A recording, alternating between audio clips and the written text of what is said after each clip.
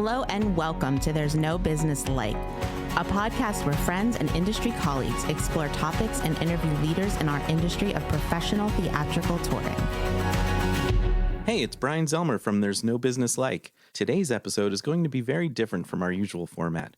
If you're a regular listener, you know the No Business Like Pod Squad recently traveled to Indianapolis to attend the Midwest Arts Expo, where we were given a booth in the expo hall. We conducted 50 interviews with colleagues live from that very booth, and we're excited to share these short format conversations with you. Because we recorded so much content, we had to break it up into 2 separate episodes. This week will be part 1, in which we feature 21 different colleagues. The guests all introduce themselves in this episode, but please note that all 5 quad producers took turns conducting interviews. So while we aren't formally introduced in this episode, you'll hear Katie Miller, Danielle Van Hook, Josh Benson, Kevin Maynard, and me, Brian Zelmer. Now, please enjoy part 1 of Live from the Booth at Max.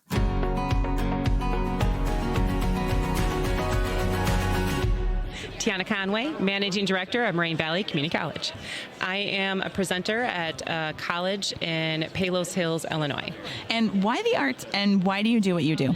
Well, I got started young in the arts. I started off in 4th grade, and, the band teachers, like, what instrument do you want to play? Started off in clarinet, hated it, no offense, and was really adamant that I wanted to play saxophone. And, from there, I just really thrived in it. I was one of the youngest that went to the Wisconsin Masters of Music and traveled Europe at 15 years old, and then I went to college and got my degree in it. So amazing. That's where it started. So why conferences, and what is your favorite conference memory? Ooh. Well, I think conferences are important because we need to do business in person and create those relationships. And favorite conference, I guess I'll have to go with my first one, which would have been 2005 in Indianapolis, I believe it was. I might have to actually look that one up. I'm really good with memory of dates, but I think, it's just because it was my first experience and coming here and the engagement. And, someone just said it today perfectly. It's a big family, and we all just want each other to succeed and do well. What's the best piece of business advice you can offer to colleagues new to the field? Networking and getting to know people. I might seem like I am very extroverted. I think my job requires that, but it was not always the easiest thing for me to do. But even if it's not, just take a chance and talk to someone. Everyone has great value of information and just so helpful. That's what helped me get where I am. What is your hope for the future of our industry? What changes would you like to see in the next 5 to 10 years? It's hard now because after the pandemic, the arts is still struggling, and I think there's a lot of people who don't really understand that. And for me, for our future, I just want to see us thriving. Our kids are right now everything's on their laptop or their phone, and they're not seeing live arts the way they should. And I want to make sure that we still are vibrant in the future. Okay, so what is your favorite stage mishap that you have witnessed or been a part of? Mishappen. So APAP, I went saw Music Man. It was closing weekend with Hugh Jackman and Sutton Foster. Sometimes when you watch a show, you don't want them to break character, but it really humanized them. And you could tell they're having a really good fun. And when blocking's happening, when it's natural. And seeing when he puts his hand on one of the kids' shoulders and the way they turn around, it was very genuine. So it wasn't a mishappen, but it was really neat to see something like that come up and occur. So be more positive a twist to it. I love that. Love it. Okay. Well, thank you so much for joining us on There's No Business Like. Thank you so much for having me, Katie. You're welcome. Rory Trainor from Unlimited Miles. I'm a booking agent for a boutique jazz roster. We have about 20 artists with jazz artists from beginning of their career through jazz masters in their peak. I represent the Northeast and the Midwest states, and book my artists throughout there. So Rory, for you, why the arts? Why do you do what you do? I originally got into the art world to study theater at college. Stumbled my way into the presenting world right after college. Presented at a multidisciplinary art center, mission-based work, jazz, world music, contemporary dance. I did that for 10 years and then ran a small music organization in Maryland. So why conferences? necessity. Perfect. No, I don't know. No, that's a valid answer, really. It's a relationship building way, and being in person matters. Excellent. An extension of that question. Okay. What is your favorite conference moment? A conference in New Orleans where I got to go to the Croix de Vue parade, and the balcony that I was on with, because the CEO of the organization, their apartment was on Frenchman and Quarters. Wow. So up there, getting hit with real glass beads and and watching Croix de Vue at my first night in New Orleans ever. Wow. Yeah. That's a heck of that'd be a tough one to top. What's the best piece of advice you can offer to colleagues new to the field? Be curious about who you are getting to work with. Be curious and listen. What is your hope for the future of our industry? What changes would you like to see in 5 to 10 years? Our industry is sometimes considered, non-essential within the culture of the United States. I'd like to see the shifts in how we act as humans and treat each other as humans, and back to where it's valued and funded appropriately within our society. What is your favorite stage mishap that you have witnessed or been a part of? I ran a World Music Festival in Milwaukee. One of our artists wouldn't go on if we didn't get her Jack Daniels bottle. So we sent a volunteer to buy Jack Daniels, and instead of getting like a little 750, she came back with a 2-liter bottle because she didn't know what to do. So the artist was very happy and had a jug of Jack Daniels on stage. So, oh my gosh, for a family show, of course. Yeah. So, that's great. All right, that is it, Rory. Okay. Thanks for sitting down with us. Appreciate it. Victor Haskins. I am a musician and composer and educator, and I perform both as a soloist and as a band leader. I have several different purely music as well as multidisciplinary projects that I tour. Awesome. Why the arts? Why is it that you do what you do? Creating art is a powerful and necessary way to create new possibilities for our imaginations. And of course, our imaginations are the driving force into creating our realities. And so when you experience powerful art, which comes from someone's imagination, it sparks new ideas in your imagination and makes new possibilities for you in order to create new realities for yourself and for the world around us. And so the goal of art for me is to plumb the depths of my imagination, to expand what is possible for me to create and to manifest in the physical world in order for other folks to gain new pathways of what is possible for them to imagine and to create in their world. Why do you think conferencing like this is important? Conferencing is important because getting to meet people who are of a different experience or of a different mindset or background, who are in the same field, but who might be doing something either similar or completely different from what you do, allows us all to raise our game and do better business and to be more effective as performance artists and agents or presenters, just to do a better job of bringing the arts to people, which is at the end of the day what we're here to do, is to bring high quality experiences to people through the arts. What's the best piece of business advice you can offer to colleagues new to the field? Be curious and seek answers and seek more questions, because that's going to help you grow the most in every context in terms of how you do business, and by extension how you really do anything. Just being curious and saying, well, how does that work and why does that work, will lead you to new questions, and those questions will lead you to greater heights as a professional or even as a creative. Yeah. What is your hope for the future of our industry? Like, what changes do you think you want to see in the next 5 to 10 years? If folks had access to more information, and by folks, I mean folks at all levels, whether we're talking about artists or presenters or agents, having more information allows you to be better informed, which allows you to be more valuable and to help everyone else do their job.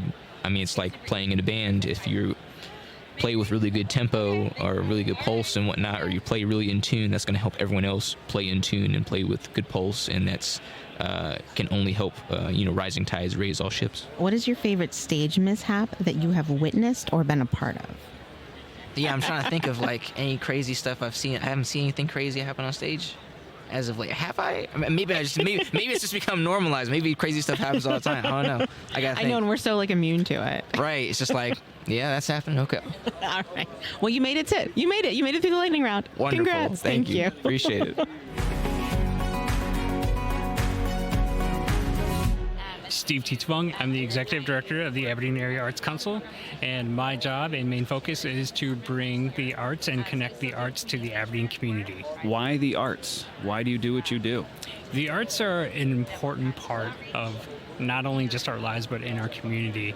It shows the community that there are different areas that we haven't even looked at as far as culture and diversity.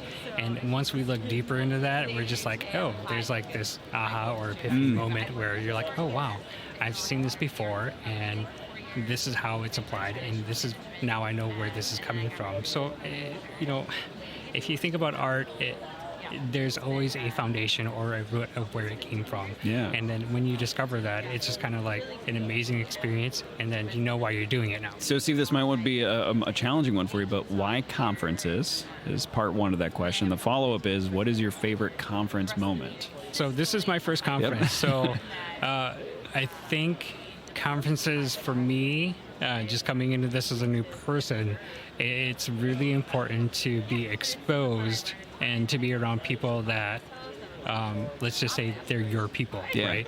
And then you get to rub off some ideas and get some clarification on things that you might not even know could be a resource for you. Yeah. So that's really important. What's the best piece of business advice you can offer to colleagues new to the field? Always ask questions and never to be afraid to ask them.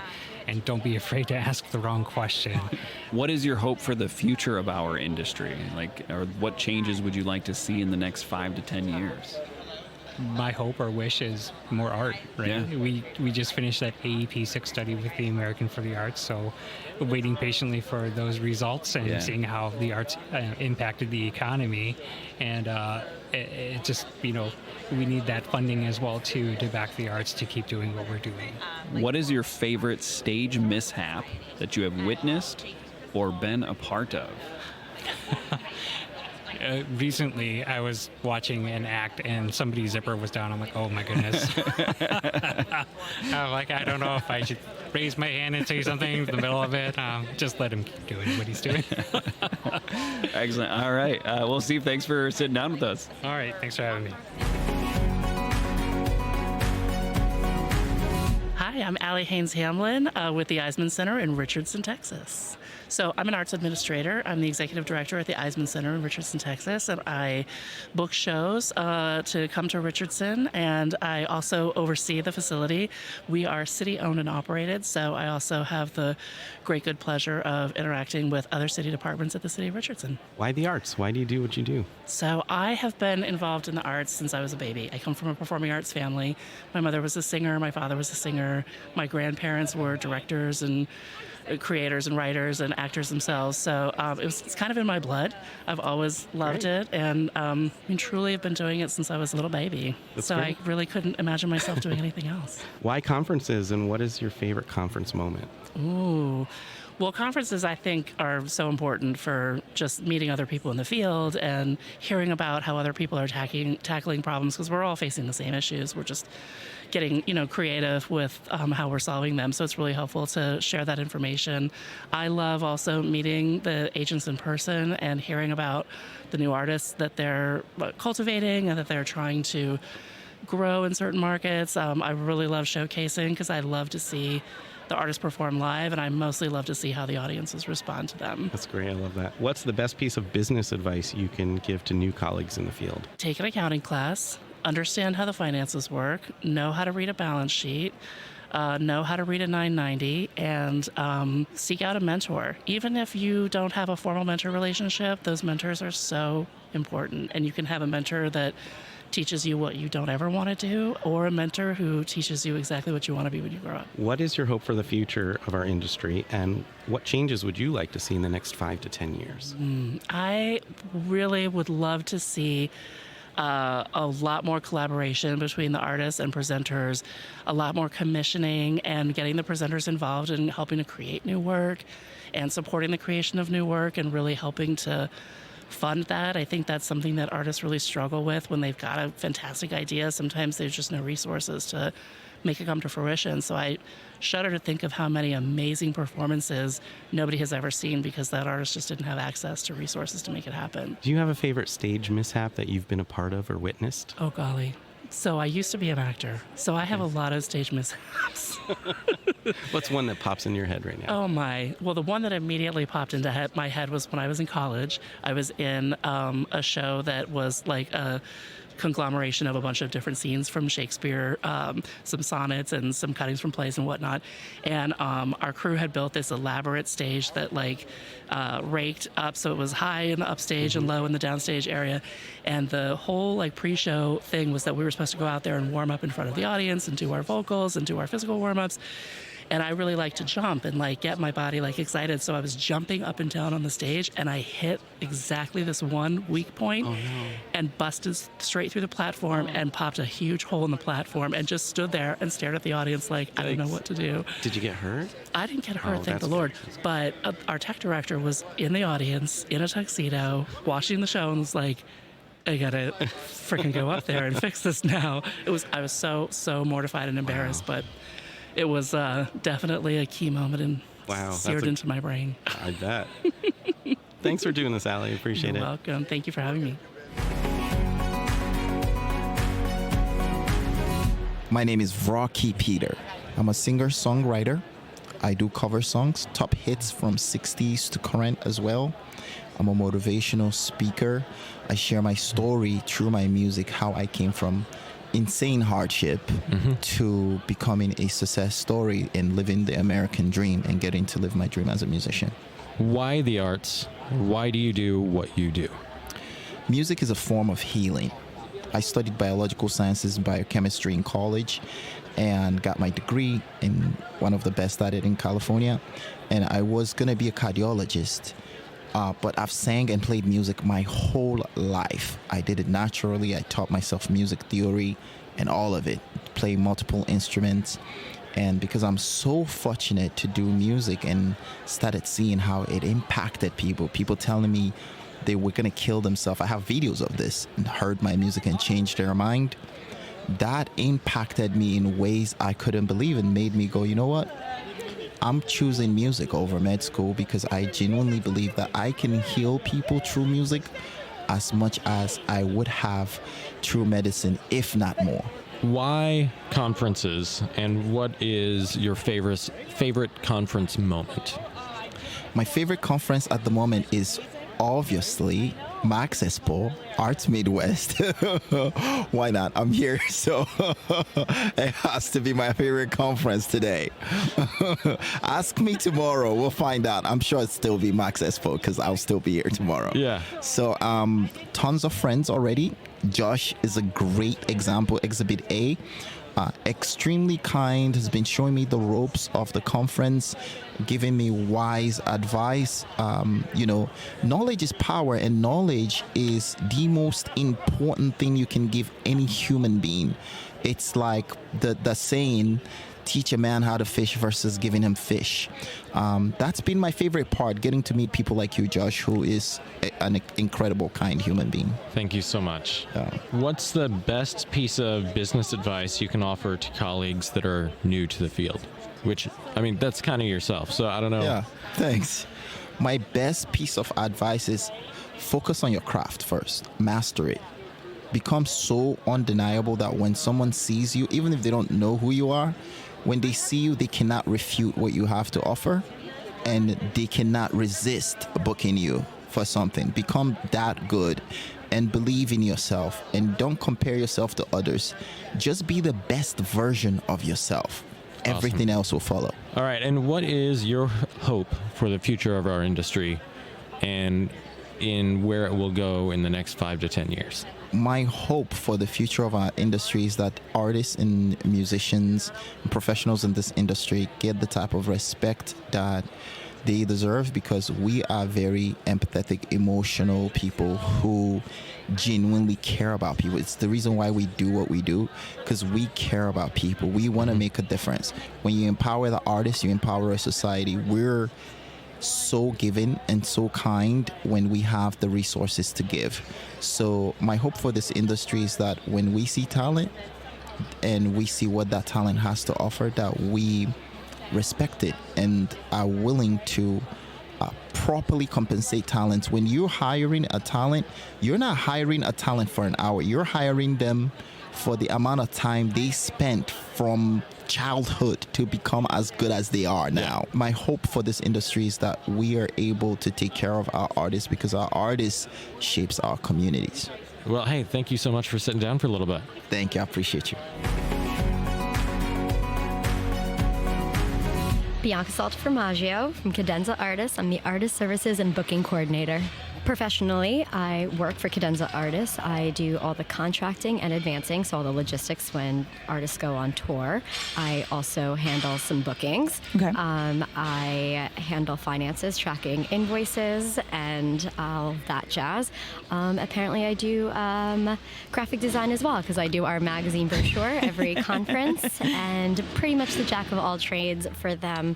And then part-time, I am also a fitness instructor at Crunch all over Manhattan. Why the arts? Why do you do what you do?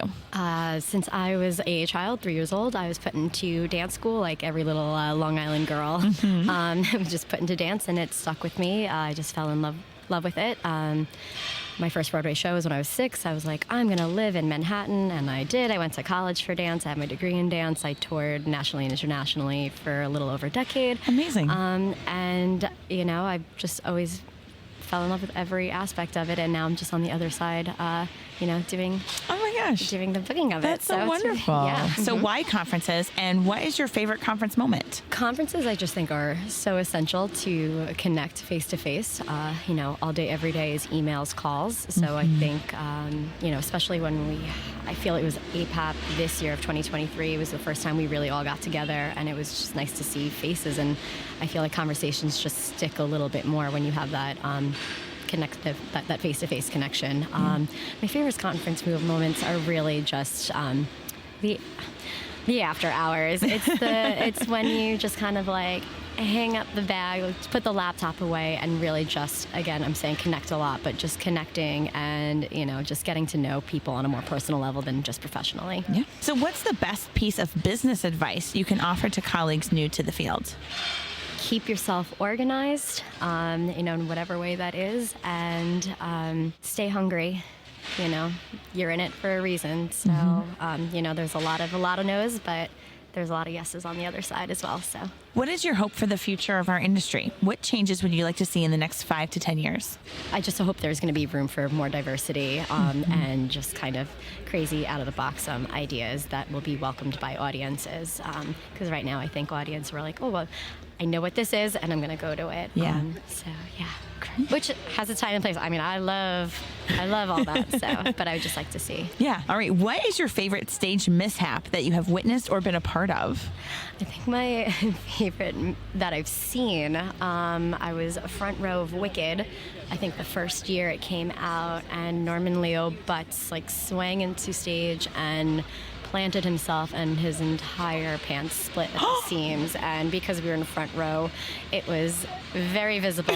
And the best part is that no one could control themselves on stage. It was completely broken. It was just a nice human moment to see, where it's like, as much as they tried to ignore it, everyone lost it. There was a good few minutes of just them laughing on stage and not getting their lines out. So that one sticks with me for a really long time. It is nice to see those human moments. Yeah. I wish I had seen that. It's like professionals here. Right. I know. Oh my gosh. And I was like 21, and I'm like, this is what I want to do. I was like, okay, human moments. Well, it was so nice to get to chat with you and get to know you a little bit. You too, Katie. Thanks for stopping by and being on the pod. Thanks so much.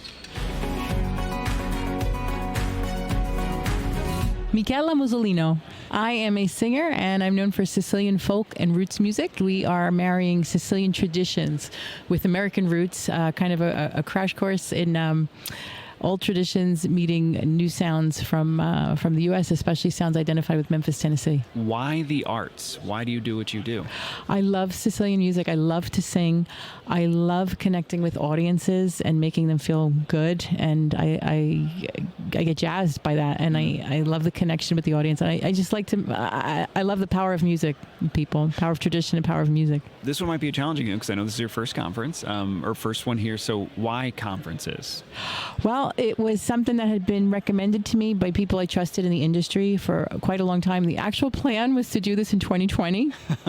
And we all know how that turned out. Yeah. But this year it worked out even more beautifully because I actually had connections because I recently moved out to this area. I moved to Memphis, Tennessee 2 years ago. So I've been meeting presenters in the area that said you should come to the conference. And I work with able to join musicians that I love dearly and I adore their talents. I was able to bring them up on stage with me and get everybody together under one roof, which is really fun. Sometimes, as we know, putting a band together and getting everybody into the same roof is not that easy.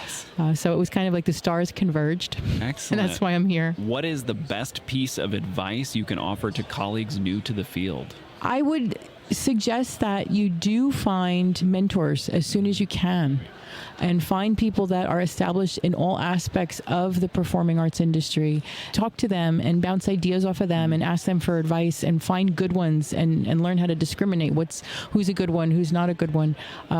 For example, whether or not you ever have an agent, if you know some agents, and they're always very happy to give you good advice. And I credit some of the agents that I've met through the years, even though at the present I don't have an agent, but some of my dear friends are agents and they've really steered me in the right direction, and that's invaluable. What is your hope for the future of our industry? Like, what changes would you like to see in the next 5 to 10 years?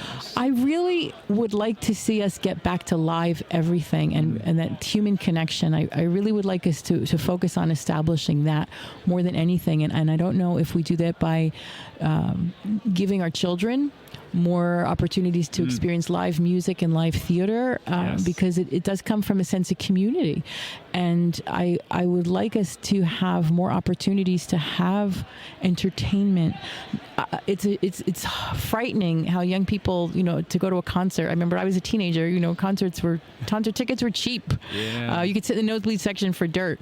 But when my daughter was quoting me concert price, I said, "You're joking. Nobody pays that to go to a show." Yeah. So I'd like us to see more the use of more unique places for venues. Let's put music in places where we wouldn't consider it. Let's do more music in parks. Let's use unusual buildings and have concerts and pop up things. I would like music to return to community and performing arts, even theater productions. I'd like that to really return to community, and let's get out of the idea that we have to go to this major center and we can only go into these giant buildings and that's the only way we can hear. And, it's wonderful. It's wonderful to be in a beautiful concert hall. It's wonderful to be in a beautiful theater, but theater can happen in an art gallery. Yeah. Theater can happen in a storefront. Music can happen anywhere. Let's do that. Let's really get back to the human connection. Yeah, you were speaking my language. What is your favorite stage mishap that you have witnessed or been a part of? This is like, there's so many. There's just so many. You know what? Let's go the other night. It was, I believe, my first showcase. The microphone, I always have to use a mic on a boom. And it has to be quite a long boom. So sometimes the microphones are too heavy and sometimes the stands are not adjusted. And as I was singing, and I drum as I'm singing, the microphone started to fall. And it was making this beautiful arc. It was very gracious, very slow, and it was getting lower and lower. And people just jumped out of the audience to fix it. I don't know who they were, but like 3 guys jumped up from different parts of the audience and helped fix it. And I don't know who they were, but I'm eternally grateful. I didn't have to miss a beat. The microphone didn't clank or anything like that, but they all jumped in. So it was a real fun moment. Oh my gosh, that's lovely too. It was Tuesday. It was my first showcase. It was Tuesday night. Oh my gosh, that's great. And that's the end. Thank you so much, Thank you Kevin. for joining us. This is great. You. Thanks. Lindsay Bauer, the Executive Director of the Fairfield Arts and Convention Center in Fairfield, Iowa. I create transformational experiences that build community. Why the arts? Why do you do what you do? I believe that there is no better way to love each other than to sit in the same room, share a story, and I believe that the language of the soul is story. And when you share a story to me, then it becomes my story to tell, and then that bridges so many gaps. I believe in rural arts access really hard.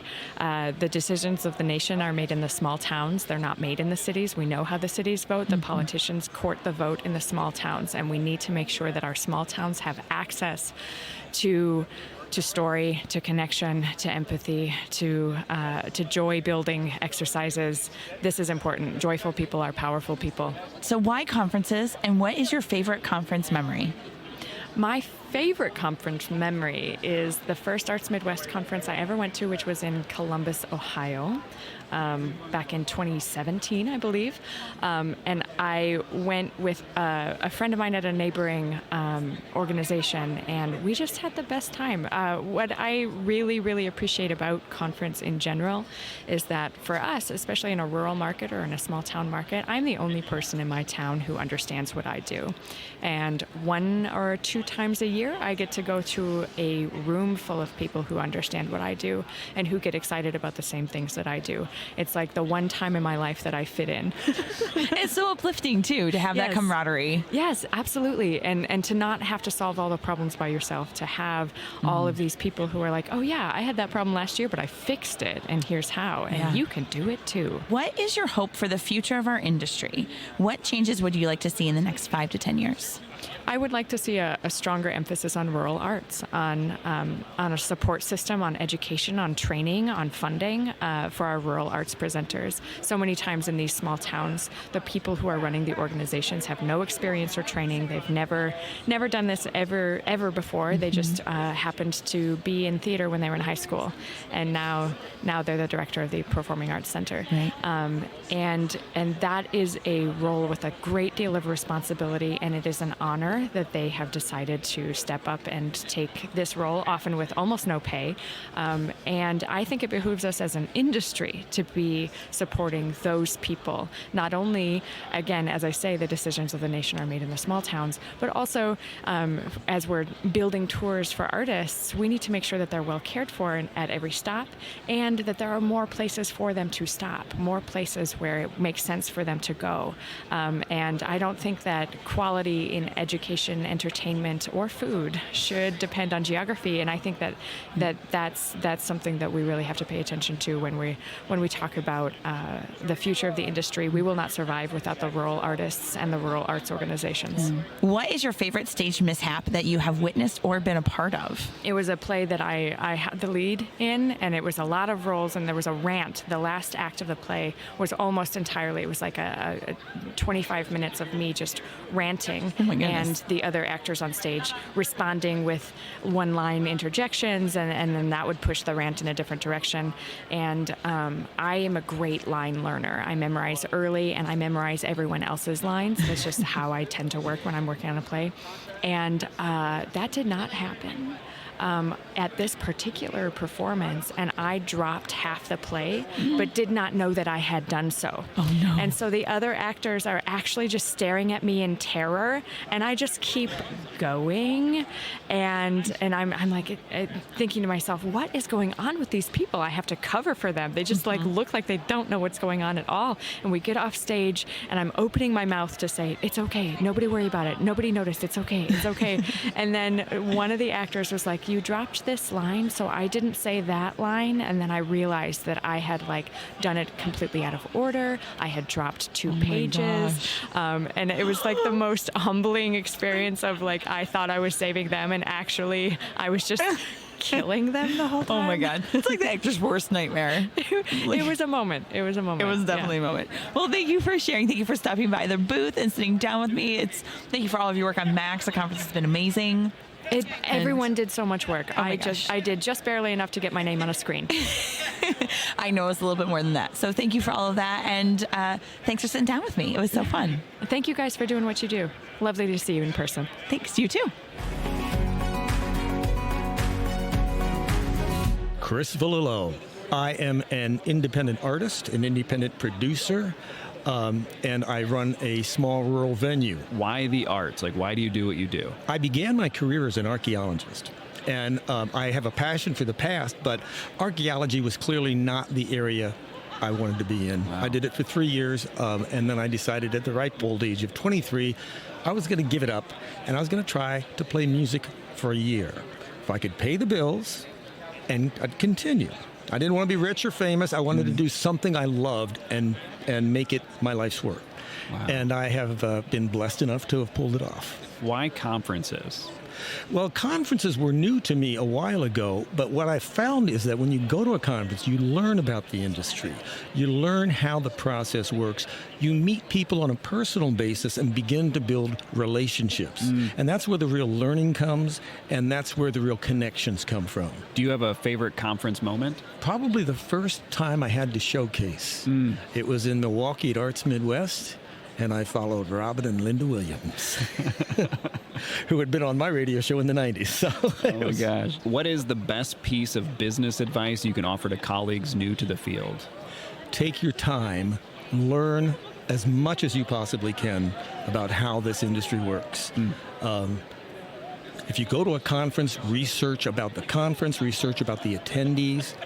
This year I was involved in the mentoring committee, and it opened up my entire horizons as to the nature of who's here and what's going on and how to make connections. Yeah. So those are the critical elements. Don't worry about getting that first booking.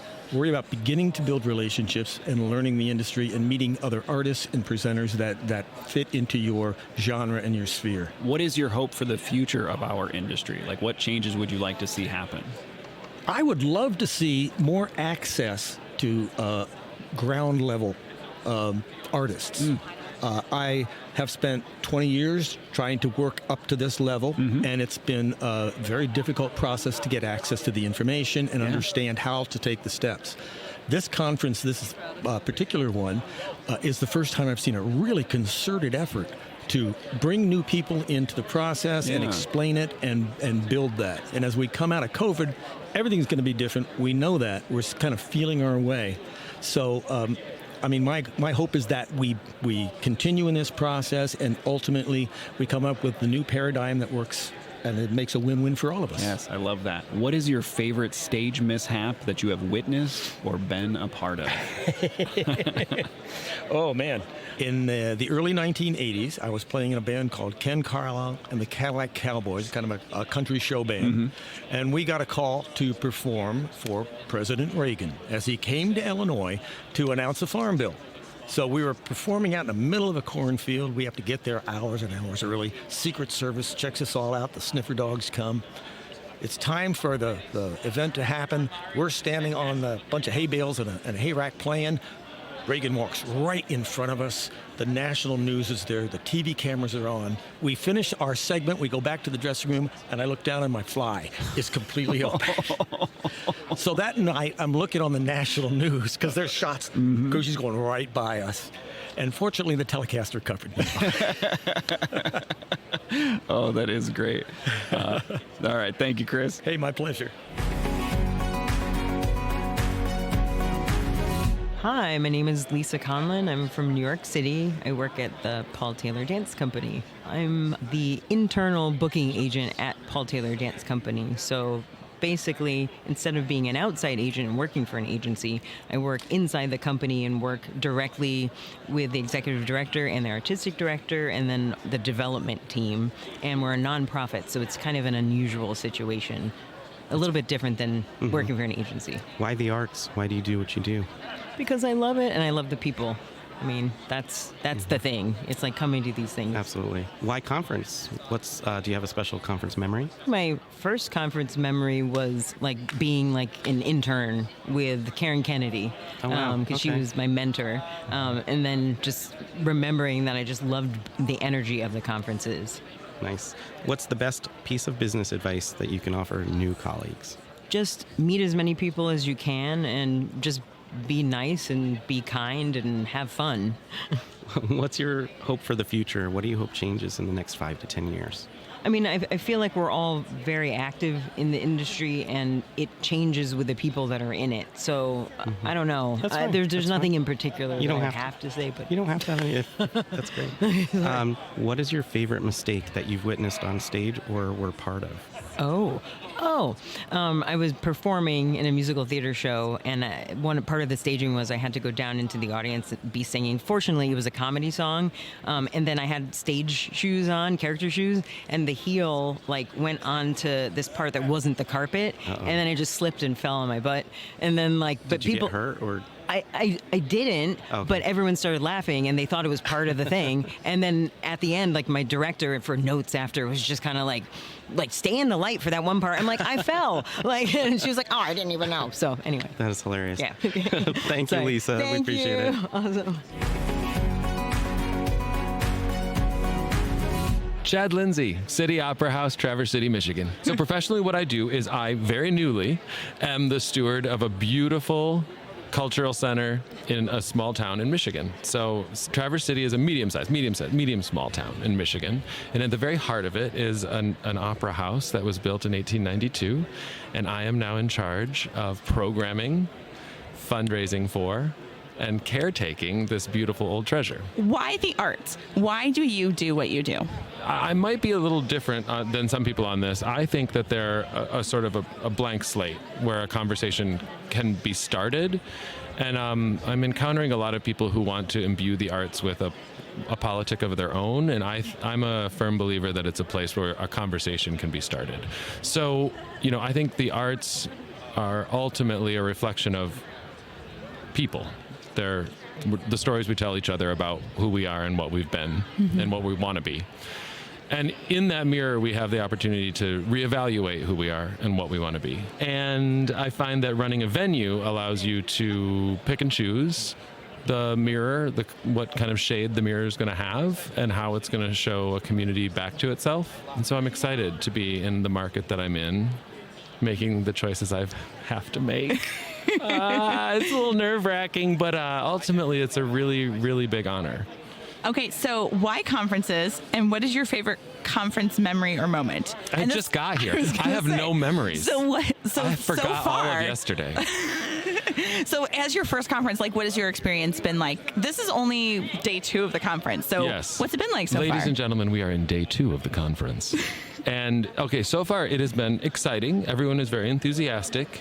I'm a little overwhelmed. There is a lot going on. There are so many people offering so many diverse artists, programs. It's exciting.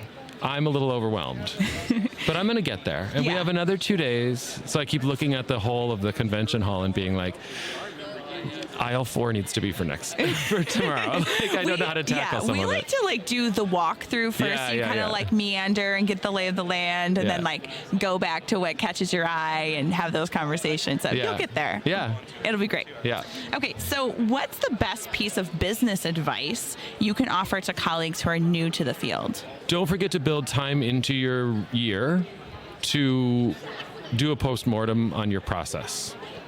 And really say what worked and build the time in to self-analyze before you even get into your year, so that when you get there you can say we've already built time in to stop and say what worked and what didn't, what were the numbers, what were the audiences, which programs actually resulted in the outcome that they were designed to have, and which ones missed the mark and why, and then let that inform your next choices. Along with that is I have a real fondness for just sunset clauses in everything. So if you build a committee, probably it shouldn't be a committee. Probably it should be a task force or a working group, because those things can be disbanded with relative ease. And just build everything you do with an end date so that you can say, we don't need to do that anymore. And no one feels butthurt about it. Because you ended their committee. Right. I think those are both excellent pieces of advice. Thank you. Seriously, for real. Okay, so what is your hope for the future of our industry? What changes would you like to see in the next 5 to 10 years? I would like our industry to solve the riddle of how to decouchify the populace. That's like how to get them out of there. You know, there's a sweet spot there, and there's also a content glut on streaming services and in the world of digital performance delivery. I think we're turning a corner, and people are going to want to get up off their couch and re-engage with their community, and the way to do that is at a performing arts space, largely. So I think we have to be ready for that, and we have to help guide that return to live arts and not just sit idly by and wait for people to trickle back. Like, we need to be aggressive and intentional about guiding that return and saying, this is how you get out of your house, and this is what it feels like to re-engage with your community. And I know this is an odd thing to discuss at a touring convention, but we need to reinvest in the artists and artisans that are in our communities and stop trying to bring someone from a wild and crazy place and think that that's how you sell tickets, when frankly you're usually sitting on a gold mine of developing talent, and we've got to find a way to celebrate that doesn't feel like an apology. Like, sorry, we have a bunch of local bands tonight. It's like, no, I'm thinking of like, can we quarterly have, that's like what we're doing. Like, quarterly we put 3 bands in a night, and it's freaking fun because they come with their own audience. Yes. We're celebrating this local talent. Yes. So I'd like to be a little more actively and aggressively hyper-local about performing arts. And in big spaces, because I know that they're all playing the basements of bars, but like, let's pull them out of there and give them a lighting package for a night. What is your favorite stage mishap that you have witnessed or been a part of? Oh, well, I'm a performer, or was once. I was playing a Nazi in a musical, a serious musical about the Holocaust. And I was the scariest part of the show because I walked on and I was the stand-in for all of the evil. And all I had to do was say a few lines and introduce my wife and be quiet and terrifying, which I'm neither of those things naturally.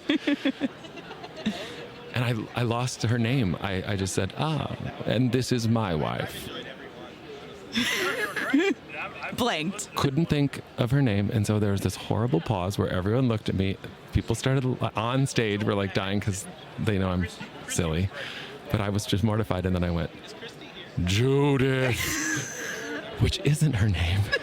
It was Ingrid. And Judith is the most Jewish name you could possibly choose.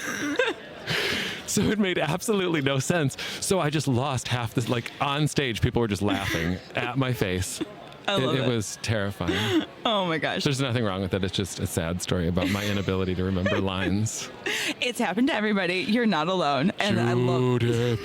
It came out of me like from my lower abdomen because I was like, fill the void. That's amazing. Oh my gosh, Chad, well, thank you so much for joining us on There's No Business Like. It's so great to have you now as part of the Michigan performing arts industry. I'm excited to be here, and I'm excited to meet you. I'm shaking your hand in real time. Yes. I'm so happy to have you. All right, thanks for being here. Bye. Bye. Kevin Spencer.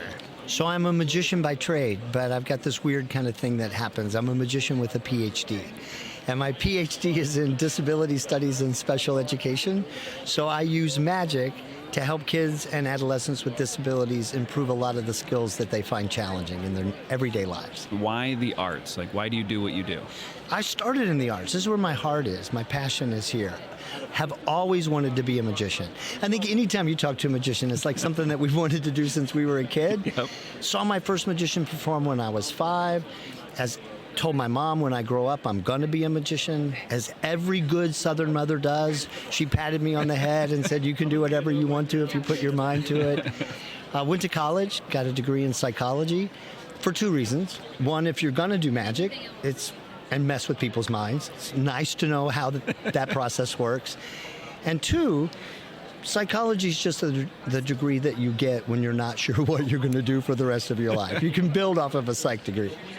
And then I worked my way through college doing magic. When I finished school, it just seemed natural for me to keep doing what I'd always been doing. Now, it's a very different conversation at 21 than it is at 5 when you tell your parents, hey, I think I'm going to be a magician. But thankfully, yeah, it all came together well. Oh, that's wonderful. So, Kevin, why conferences? That's a really great question, because this is my first conference since APAP 2020. Yeah. Since the big conference. And I'll be honest, I started to transition in this career around 2015 and really focus on the work of the disability community. Mm-hmm. Found a real heart for that among presenters who come to this conference. And they really embraced the work as we started to talk about sensory inclusive performances and how do you reach these populations in your community that are often forgotten. But then when the pandemic hit, everything kind of changed, and I started to refocus in a lot of different areas too. So coming back to this conference, for me, is a toe dip. Do I still belong here? Is there still a place for what I do in this world? And the good part of that is, yes. I mean, I've had some really amazing connections already, and just watching presenters embrace this idea of being both an artist and an academic, which is just kind of it's two really weird, very different worlds. Yeah. But bringing those two together has been fun. Do you have, from all your years of conferences, do you have a favorite conference moment? Man, I have a lot of those. So I will say that probably some of my favorite moments actually happen kind of extracurricularly outside of the conference schedule. Yeah. Traditionally at this particular conference, when it was Arts Midwest Conference, I would host a karaoke party. And the last time we did that, which would have been, September 2019. 2019, yeah. I had 482 people at that karaoke party, and it was wild. It was crazy, and it was fun. Just that moment where nobody's talking business, everybody's just being themselves, being humans, and it was incredible. Even something around karaoke to watch how the arts just really melds people together. And I held on to those moments a lot during the pandemic. What's the best piece of business advice you can offer to colleagues new to the field? Be yourself. Don't come in here and try and be somebody that you're not. Don't try to sell something that you're not doing. Mm-hmm. Don't try to. Artists, we always puff, right? We've got this thing, and there's a certain amount of puffing that's legitimate. Yeah. But just be who you are. So my teacher as a magician, and this is going to date me a lot, my teacher was Doug Henning, who happened to be a pretty famous magician in the 70s and 80s. And Doug gave me 4 pieces of advice. He said, take dancing lessons, not because I ever want to see you dance on the stage, but you need to know how to move on the stage in a way that makes your audience comfortable. Take acting lessons, not because you're going to be an actor on the stage, but you need to be able to effectively communicate with your audience in a way that they're comfortable. And then the third thing he said was, always be yourself, because an audience can see through a phony. And if they like you, they will love what you do. And if they don't like you, there's nothing you can do that they're going to like. Wow. Kevin, what is your hope for the future of our industry? Like, what changes would you like to see happen in the next 5 to 10 years? So one of my passions, obviously, is in this disability community. And within our community, but in a lot of other industries, too, we toss around these words, diversity, equity, and inclusion. And we've used them so much that they've really lost their meaning and they've lost their impact. And I think it's time for us to step back from that a little bit and just start looking at human beings. Yeah. Just look at people for who they are, because my world is kind of centered in this disability community. When we talk about inclusion, it means everybody. Yeah. And so what I'd love to see happen in our industry is more of this openness, less of this grouping and divisiveness that seems to kind of permeate society overall. I don't want that to happen within this industry. Yeah. As artists and as arts professionals, we know the value of the arts in building community and transforming people's lives. I want to see us re-embrace that and start looking at our communities as a whole and not as segmented fractions. What is your favorite stage mishap that you have witnessed or been a part of? Oh my gosh, I cut my wife in half one time and couldn't get her back together again. I mean, that's like the worst thing that could happen to you as a magician, right? And thank God I had a really, really great production manager who could see that happening from the stage. And so I could see him, and basically when she wasn't going back together, I took a couple steps forward, I took a bow, the curtain came in, it was a blackout, and the audience never knew that she was supposed to go back together again. She came walking back out on the stage later, fully together. I love that. Excellent. Well, Kevin, thank you for taking some time to chat with me. Thanks. I appreciate it. Thanks.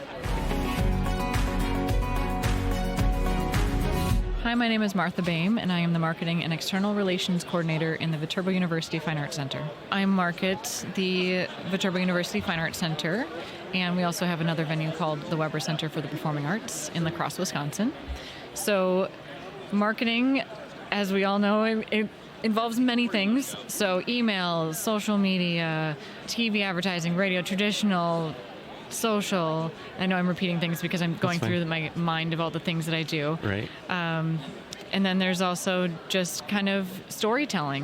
What is our brand? What is our message? What kind of things do we want our community to be able to see? Why the arts? Why do you do what you do?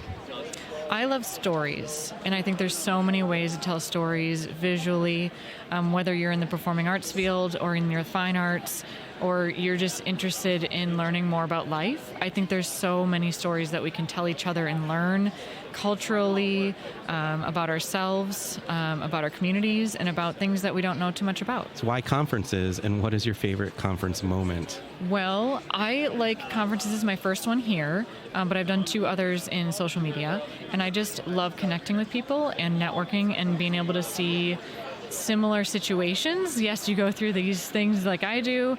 And favorite conference moment, I guess I was surprised that the carrots were spicy. I know that's probably not your common answer, but I had a carrot and I was like, what's happening to me? Where was it? Can you explain that a little more? Yeah, it was a part of the ensemble we had of dinner with the wine, and it didn't have a warning label, and I just took a carrot and I took carrots, and I think there were some, well, looking back at it, because I went to go look, there was like a jalapeno around it, but I didn't realize that was a sign, and I didn't take it, so I didn't think it was going to be spicy, so. I wouldn't have known. Yeah, Wow. I warned a couple people, so I just felt the need to tell them that there's a really spicy carrot out there in the world. What's the best piece of business advice you can offer to colleagues new to the field?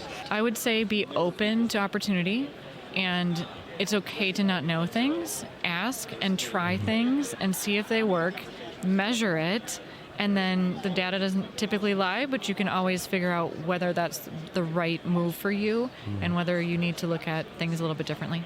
What is your hope for the future of our industry, and what changes would you like to see in it in the next 5 to 10 years? I guess my hope is that more people are moved by the arts and that they see themselves in stories and that they can be moved by stories in whatever way that is meaningful for them. What is your favorite stage mishap that you have witnessed or been a part of? I don't really know if I have like a mishap. I'd have to go deep into the depths of my memory, and I don't know if I have That's okay. that right off the top. I totally understand. Okay. Well, thank you for doing this. Yeah, you bet. Jennifer Ross, Walton Arts Center, Fayetteville, Arkansas. I'm the Vice President of Programming. I program all of the work that we bring through Walton Arts Center in Fayetteville. My team and I look at everything from Broadway to small jazz shows to comedy to dance to all the things. Wonderful. So why the arts? Why do you do what you do? I do what I do because I fell into the job about 21 years ago. I got lucky. I was talking to someone on the playground when our sons were 2 years old, and she told me we had an opening in our education department. My degree is in visual art education, and I applied for that job because I was tired of the job that I was doing and just got super interested in this business. And over the last 21 years, I've held multiple different positions at Walton Arts Center, doing a little bit of everything, and really love the arts and love what we do. So why conferences, and what is your favorite conference memory? Conferences are important because we get that face-to-face time with agents, with colleagues across the nation. We have that time to speak about the arts together and about our audiences, about our issues and our successes. And it's very important to have that one-on-one time. Yes, we can pick up the phone. Yes, we can email or text. But it's so important to have that face-to-face time with people, just so that we're human beings. We're creatures that need to be around each other. And so I think getting together face to face, we're able to feed off each other and really learn more from each other in that way. The Southwest presenters have, over the years, done agent parties during the Midwest Arts Conference, during the first day or the first evening. And the first conference I came to, attending that and just being welcomed into the fold was really amazing. And I think about that night, and I think about all the friends that I met that night who are still in the industry. We see each other, on an annual basis, and it's so much fun. So I think that first agents party that I went to was really my favorite memory. So what's the best piece of business advice you can offer to colleagues new to the field? Trust your gut and don't be afraid to say no. We don't want to hurt other people's feelings, but sometimes no is the right answer. And as a programmer, I know what's right for my audience and my region. Agents don't always know exactly what's going on in a region or what's going on in an art center. And so being able to say no gracefully and graciously is very important, especially if you're never going to book a show. It's really important to be able to tell the agent, this is just not for me. Thanks. Yes. So what is your hope for the future of our industry? What changes would you like to see in the next 5 to 10 years? I love being in that stage in my career where I'm seeing many more young people come in. There are so many programs now at universities where you can major in arts management or, come out of university knowing that this is the job you want to do.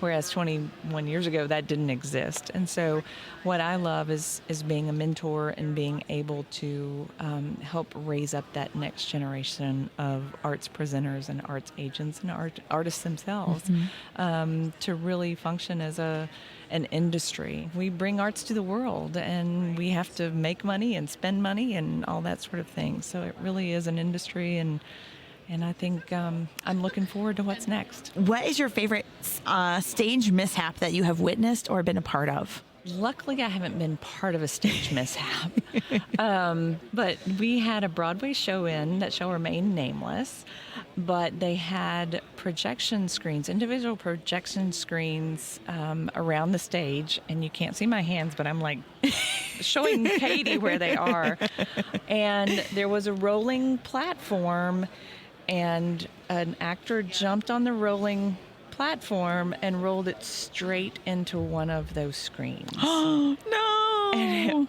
broke, and it went dead. And you could see on the actor's face that he was mortified. And then the stage manager came on and said, "Ladies and gentlemen, we were going to take a short pause."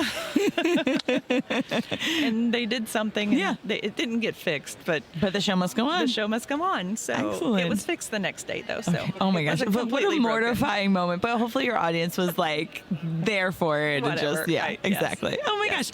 Well, Jennifer, thank you for sitting down with me. It was so nice to get to know a little bit more about you. My pleasure. Yeah, and we hopefully we'll see you at the next conference. Okay. Thanks, Katie.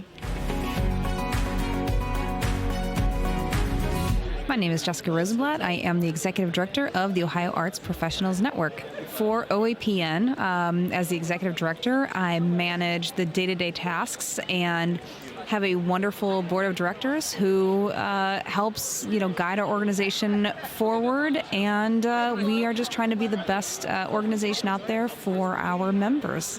Why the arts? Why do you do what you do? Yeah, so actually I blame my wife for that. We met we're going to have our 15-year anniversary of being together this October. And she was playing at a bar in Fairview, Ohio, and we connected. And then my pickup line apparently was, I have friends that could probably book you at a bar, which I found out later on other men have used that to, hit on her. So we started dating, and then we formed a record label together, an LLC, which turned into an S Corp, and we started just working together, and I was her agent, and we actually went to our first OAPN conference in 2015, and I was there as an agent for Fighting Chance Records, representing Diana Chittister, and then the next year I went back with more artists, and then I became a board member for OAPN, and then in 2019 I became the executive director. So I blame my wife for getting me into the arts and into this world, but I love it. That's great. Why conferences, and what is your favorite conference moment? Yeah, so I love conferences. I like the energy. I was just having a conversation with one of the agents about the energy of it. It's kind of like when you run a race, right? Like when you run on your own, you have so much energy, but you run this race, you run a faster mile, and it's a build-up, and it's being around people. So I love reconnecting. I love the networking part of it. And, I love watching the showcases. I really do. Like, I hop around. I'm a huge nerd for, like, Motown and Magic. So, I just really enjoy those parts of conferencing. I think they're great. I think we need these to, reconnect and stay connected with folks in the business and see what's new and reconnect with the old friends too. What is the best piece of business advice that you can offer to new colleagues in the field?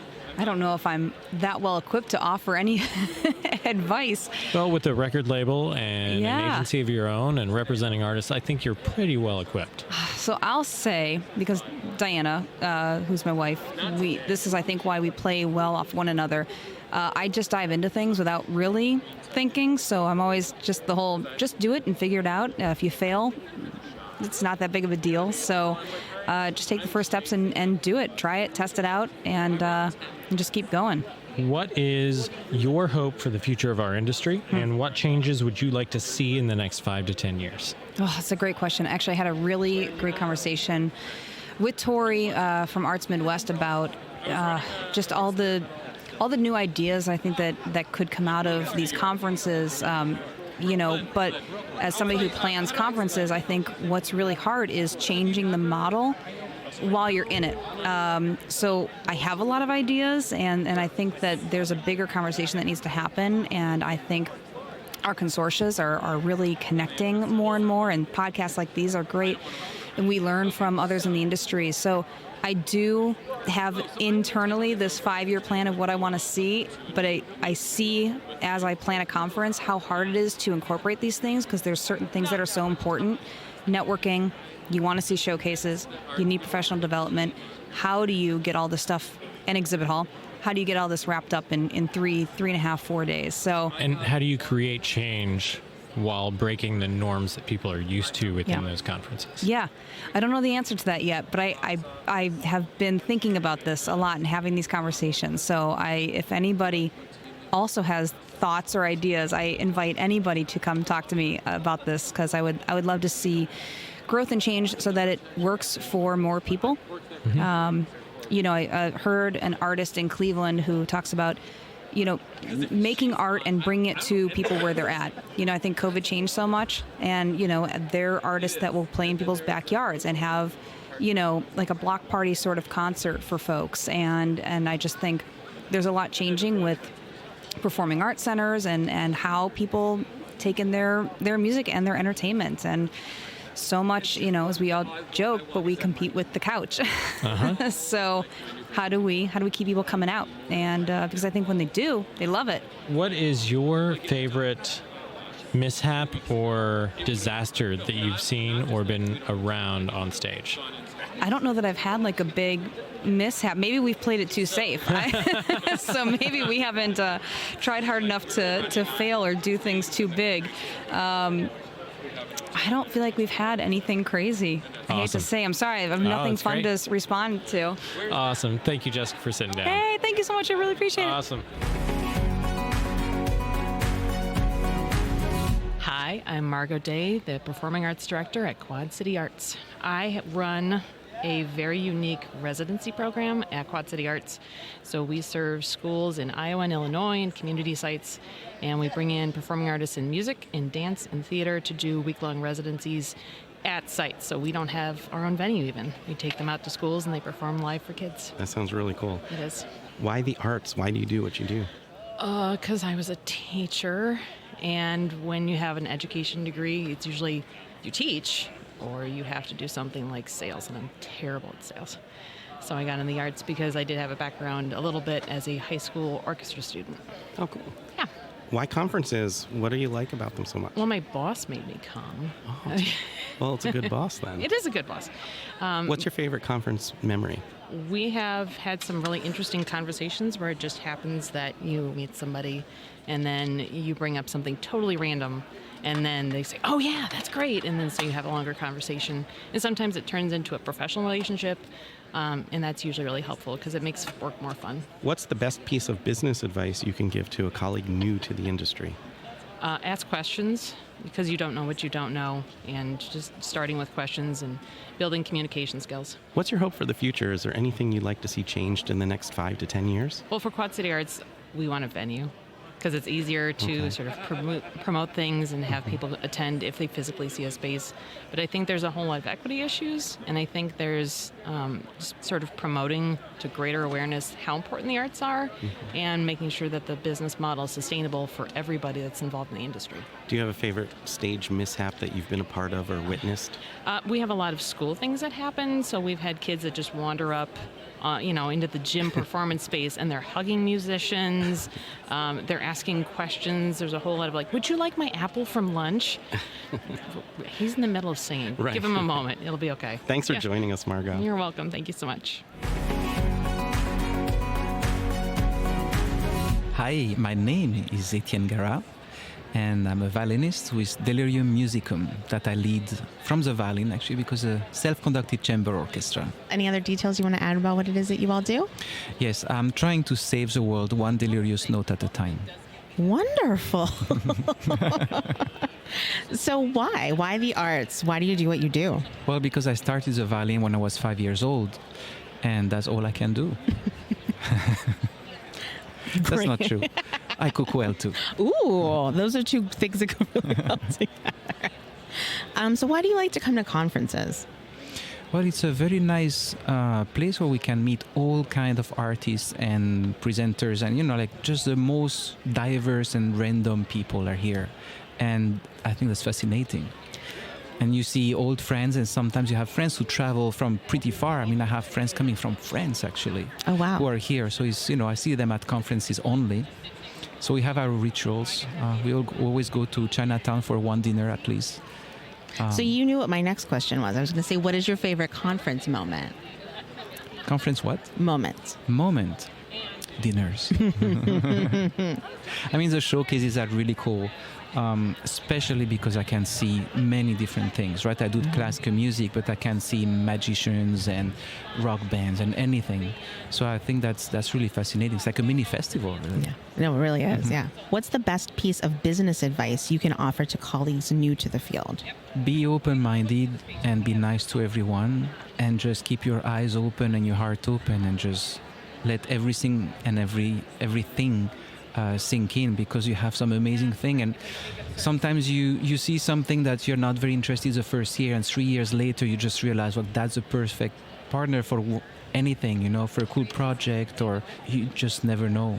So just keep talking, meeting people, be friends, go out for drinks and food with them, stay tuned with what they do, and just make friends. What's your hope for the future of our industry? Are there any changes you want to see in the next 5 to 10 years? Well, I hope that politicians and the world in general can realize how artists in general are important. I think everybody who professionally tried to govern or do anything with the world is failing in every country in the world. So I think the artist is the only answer that we have left. And that's for a very simple reason. It's because we are bringing up the humanness in people. And I think that to make right decisions, we need to be connected with who we are as human beings, and also compassion and love and everything that goes with it. In terms of touring, find a model that might be a little more sustainable for everybody, maybe with residencies and not go from city to city, from one side of the country to the other, but maybe based in one location and then have some satellites programs from there and then move to the next location and do that. I think that would be a very interesting, also being more engaged in the community and the location for the artists who move like that. Yeah, that's awesome. Just random ideas, Yeah, that's a great idea. What is your favorite stage mishap that you've either witnessed or been a part of? Anything ever go wrong? I don't know if it's the funniest, but I think the most dreaded one for me and my colleagues, I think we play from iPads. So it's the iPad mishap.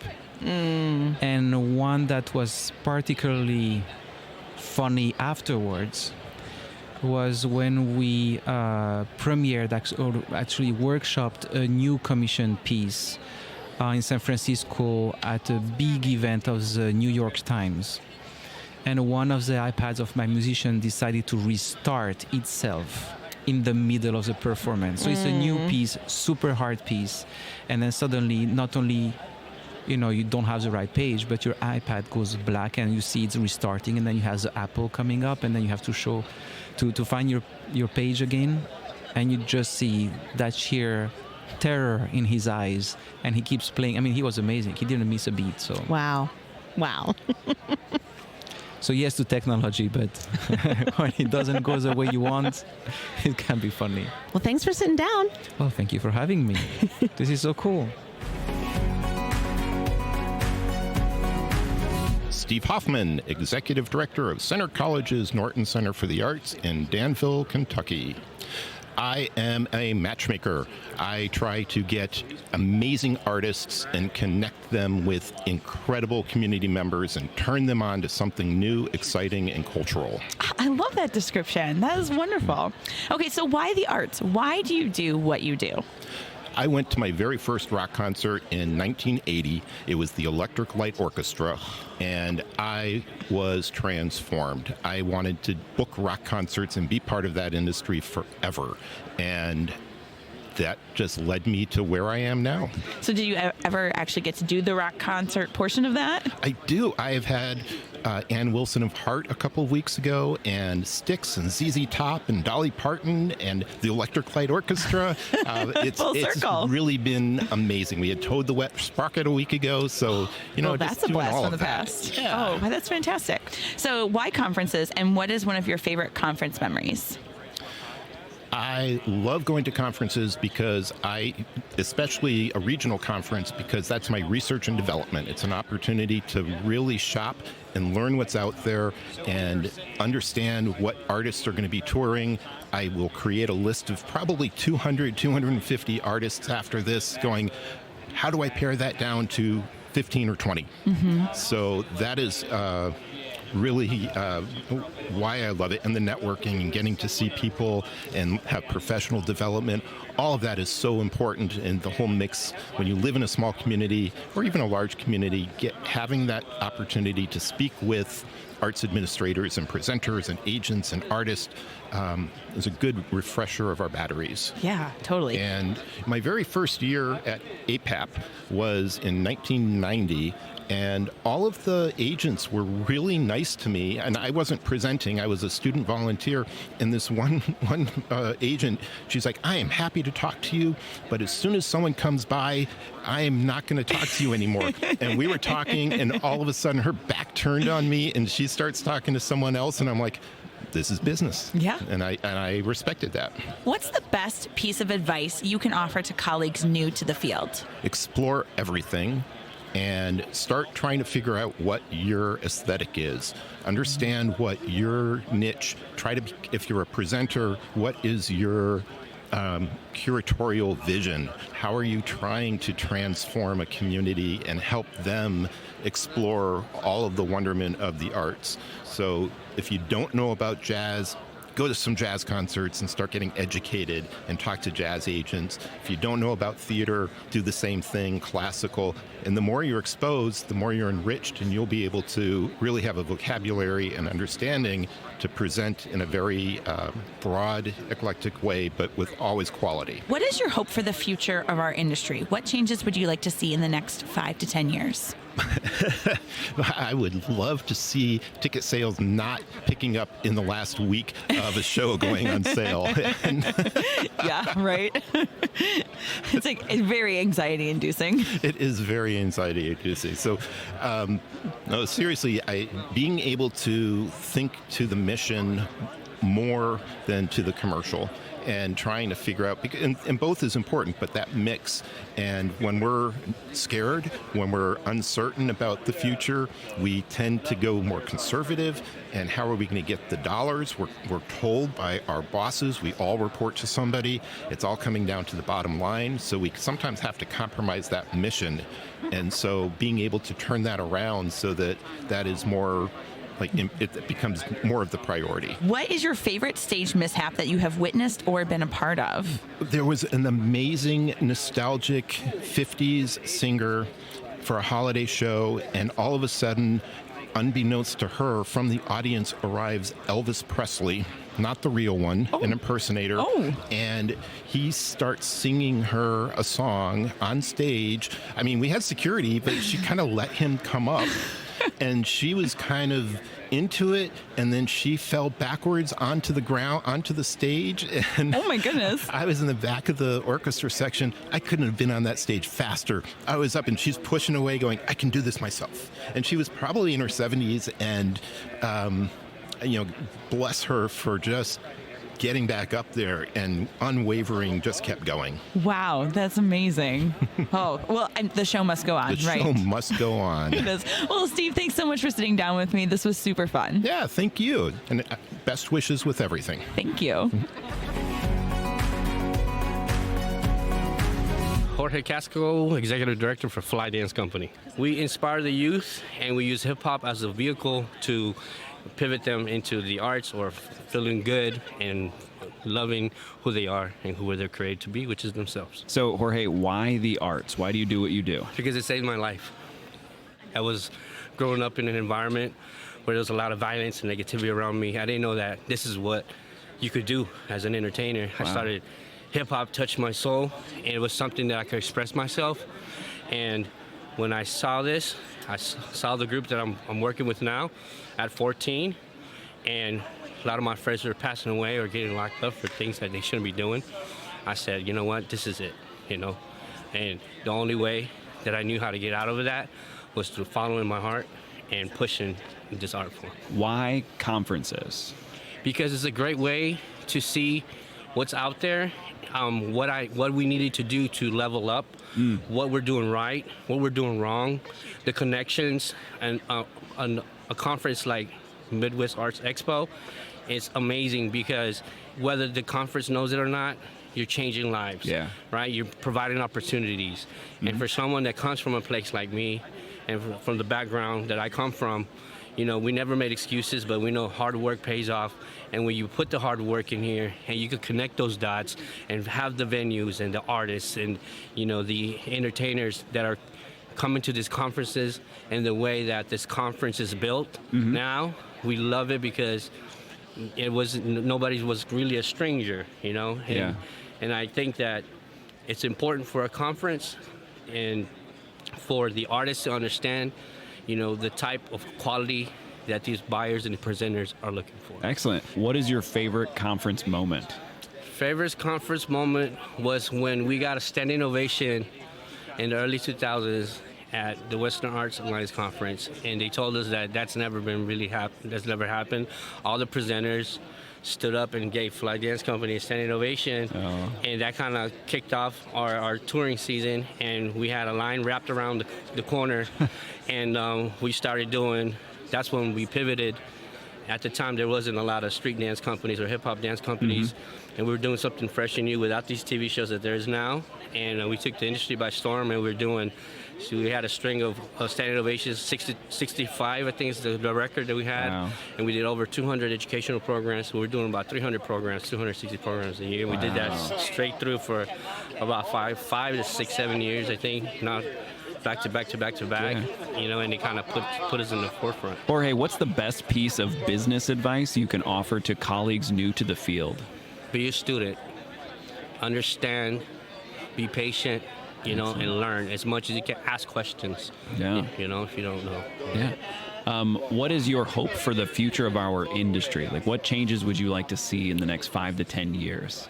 More companies like us that represent different communities. I would like to see minority companies excel at different higher levels, and I just want to see the new generation. What's the next step out there? I want to see. I want to see just a representation of who we are. In the arts, in positions of power, positions all across the board. To where I don't want it to be, the first so and so, and it just needs to be that this person is qualified and happens to be this or that. It doesn't matter. It just needs to be like just love. You know what I mean? Like just be good with love. Yes, sir. What is your favorite stage mishap that you have witnessed or been a part of? I mean, it's so many, from falling off the stage to like I was doing a Claire de Lune on a skateboard, and we're in Reno at this amphitheater, and in the middle of the show there's like a dust storm. We're wearing white and we're sweating. So I'm like trying to do this ballet movement, and I have a mouth full of dirt. And we were choking, and like it was just like our white costumes were just like, it looked like someone just threw chocolate on us. It was weird. And then one other time we were like in Jacksonville, Wyoming, and the founder of Fly, Kathy Wood, she's like, make sure you're wearing your undershirt, your black because we wear different costumes. And I'm green too. Like it's just like one of our first shows. I'm like, man, whatever. I'm not gonna change. I'm just gonna I'm gonna have my white boxers on. Like we're on like show 40. I'm like, and nothing's happened. I'm gonna be okay. And it's a small theater, maybe like 500 seats or something. And it's at an incline. I remember just doing the show, and there's a part where I have to kind of stand. For our listeners, like I'm kind of like sitting down. Imagine sitting down without a chair and holding that position. And have to open my legs and catch one of the guys that's doing a flip on top of me.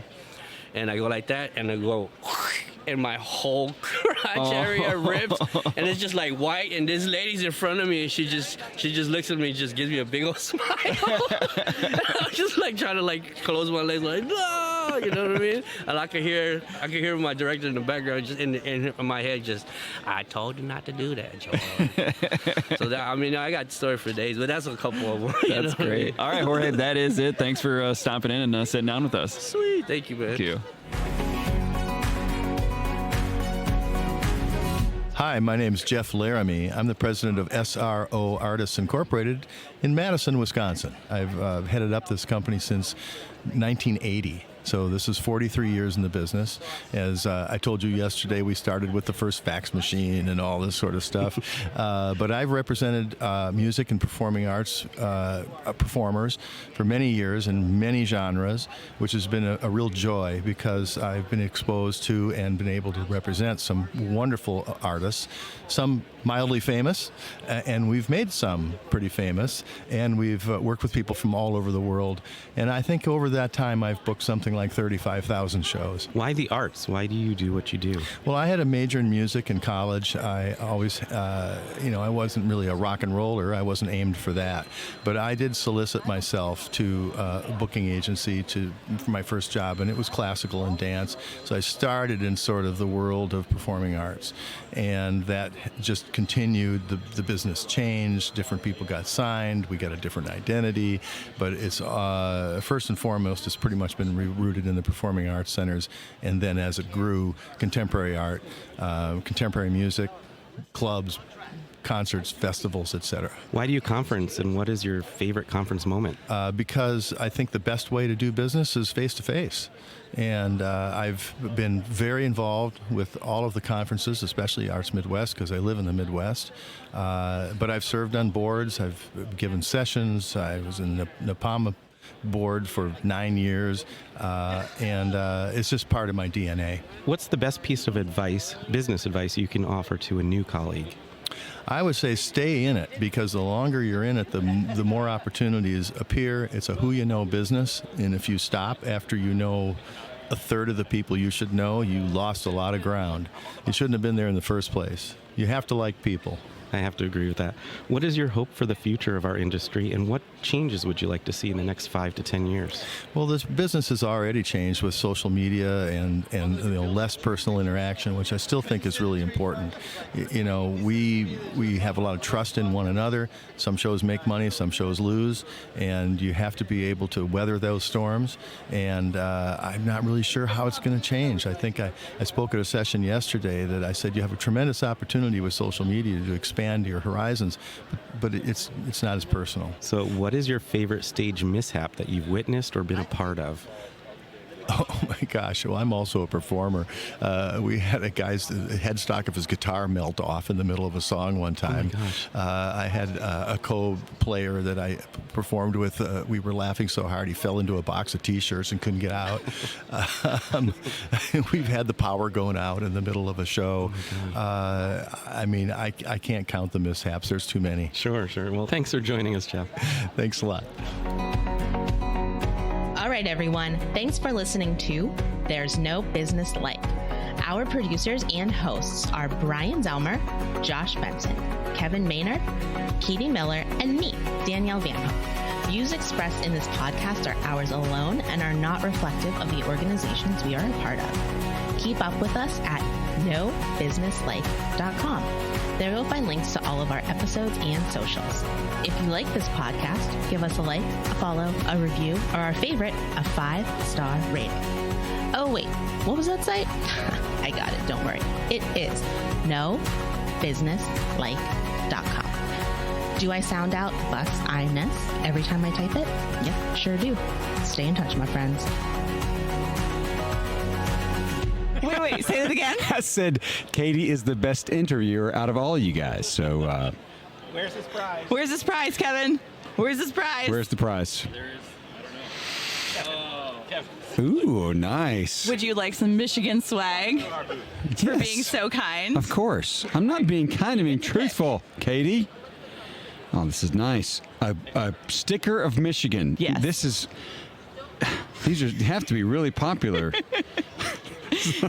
It's beautiful. Thank you. You're welcome. I love it. Oh, and there's different colors. Yeah, you get to choose one. Yeah, I love it. Thank you. I mean, we are the Great Lakes State. Well, my wife will put this on her water bottle. She'll love it. Perfect. I love it. I'm going to take two of these. Well, thank you so much. I love that compliment. You're welcome.